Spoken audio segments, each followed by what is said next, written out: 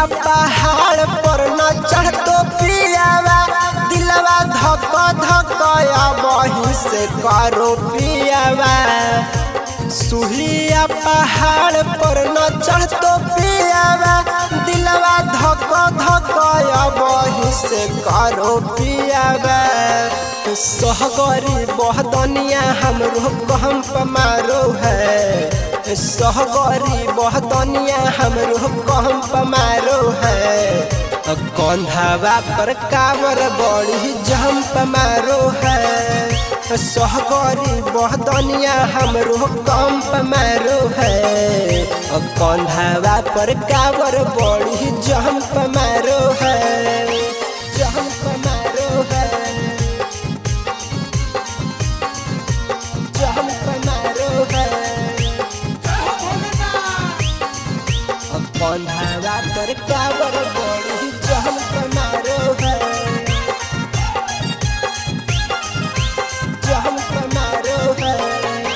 कंधावा पर कावर बड़ी जम्प मारो है। जलवा उठा के सुला तानगन से चला ध्यान शिवा के धरा जय जयकार बोल बम बोला जयकार बोल बम बोला। जलवा उठा के सुला तानगन से चला ध्यान शिवा के धरा जय जयकार बोल बम बोला। जहलावा के ढारत नगवा डंग मारो है। जहलावा के ढारत नगवा डंग मारो है। कंधावा पर कावर बड़ी जंप मारो है। जहलावा के ढारत नगवा डंक मारो है।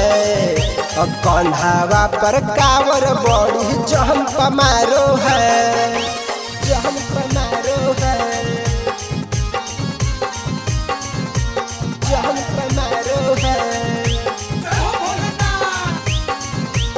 कंधावा पर कावर बड़ी जंप मारो है। जंप मारो है। कंधावा पर कावर बड़ी जंप मारो है। भक्ति में महादेव के हो जैबै लीन हो। सावन के महीना है कई पावन शुभ दिन हो।